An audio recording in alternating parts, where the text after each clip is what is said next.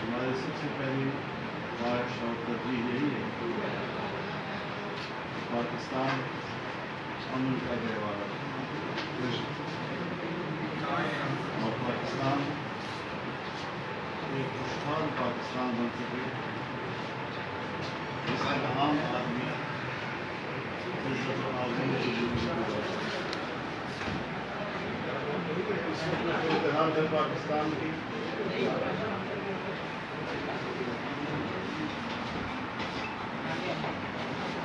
ایک طرف آئین کی حکمرانی نہیں ہے، ایک جعلی حکمرانی کے تحت پاکستان زندگی گزار رہا ہے، دوسری طرف حکمرانوں کی نااہلی اور نالائقی کے نتیجے عام آدمی شدت کرب سے کرا رہا ہے، معاشی مشکلات کا شکار ہے، غریب آدمی کا قوت خرید جواب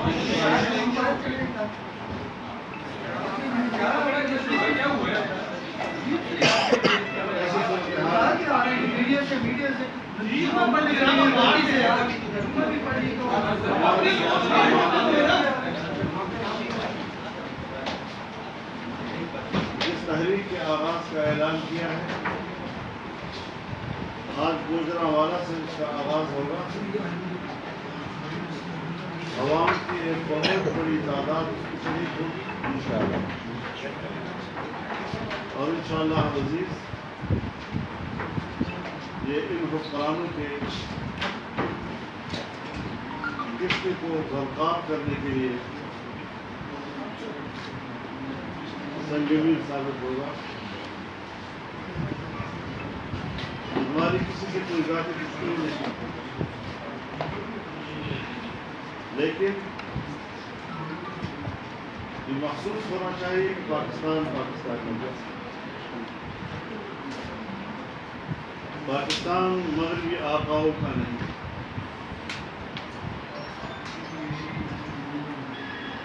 پاکستان عالمی اسٹیبلشمنٹ کی حکمرانی کے لیے مارد وجود میں نہیں آیا۔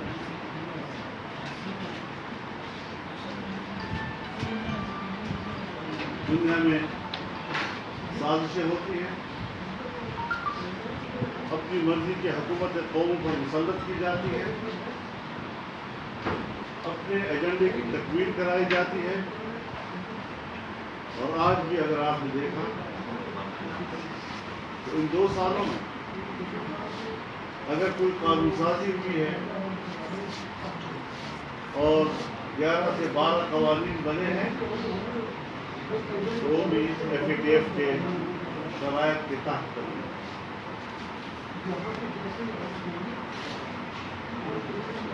پارلیمنٹ کی جو بالادستی اور ان کی جو ساورنٹی ہے اس کا بھی خیال ذکر رکھا جاتا ہے۔ بل کے اوپر باقاعدہ اس کے اغراض و مقاصد لکھے جاتے ہیں، اس میں موضوع لکھا جاتا ہے جس میں صراحت کے ساتھ کہا جاتا ہے کہ FATF کے شرائط کو قانون کرنا رہی ہے۔ اگر ہم نے پارلیمنٹ میں کسی باہر کے ادارے کا صراحت کے ساتھ یہ لکھنا ہے تو اس پارلیمنٹ کی بات نفی خود پارلیمنٹ کر دے، ہماری دلیل موجود ہے۔ یہ پارلیمنٹ معتبر پارلیمنٹ نہیں، یہ عوام کی نمائندہ پارلیمنٹ نہیں، یہ عالمی اسٹیبلشمنٹ کے سازشوں کے تحت اور ان کے دباؤ کے تحت لائی گئی پارلیمنٹ ہے، اور آج انہیں کے ایجنڈے کو قانون سازی کرتے ہیں۔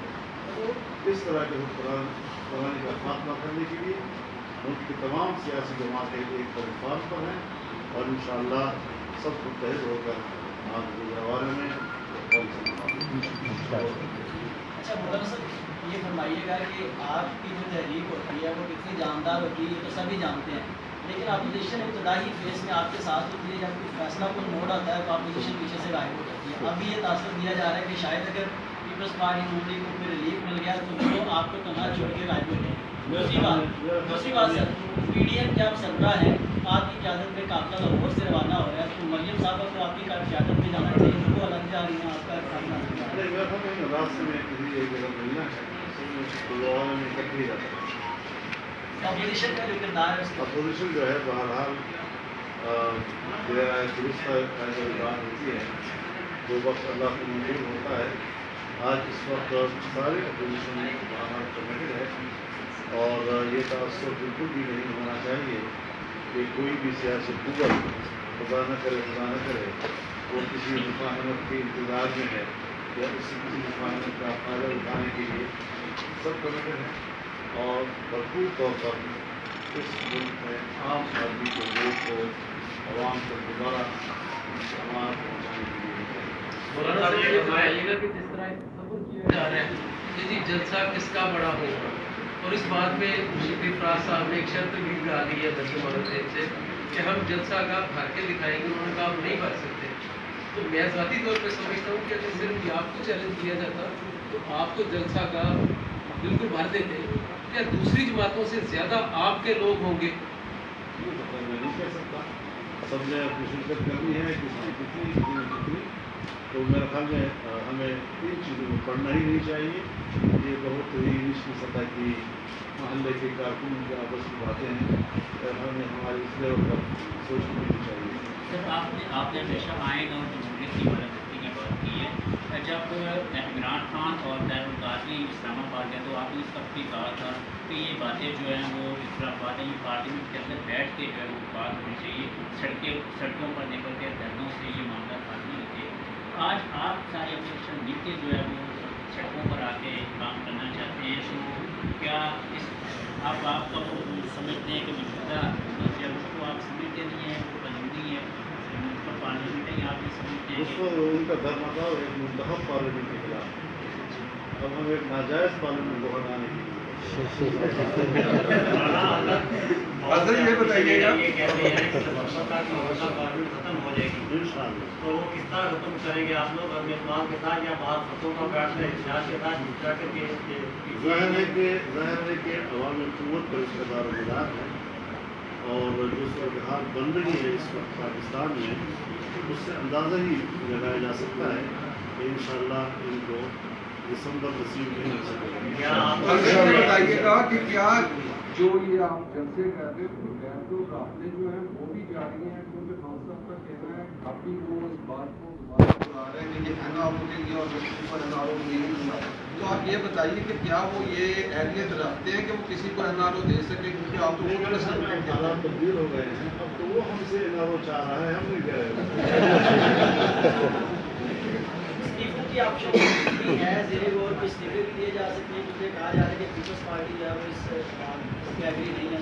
یہ میرے خیال میں ہم سب کا اس میں اتفاق ہے، اور جو اعلامیہ کسی کا جاری ہوا تھا اس میں جو سیزوں کا آپشن ہے وہ متفقہ اعلامیہ ہے.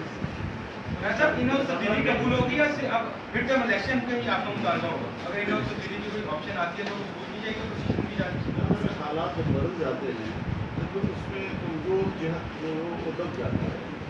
اگر ہم اس میں جو صورتحال جاری ہے تو انہاؤس تبدیلی کے حوالے سے سوچنے کے نہیں ہے. اب تو اور پاکستان میں باقاعدہ انتخابات ہونے چاہیے اور عوام کو یہ حق ملنا چاہیے کہ وہ اپنا خود کریں اور ان ضابطوں کے تحت کریں جس میں کوئی دھاندلی کا اہتمام ہے.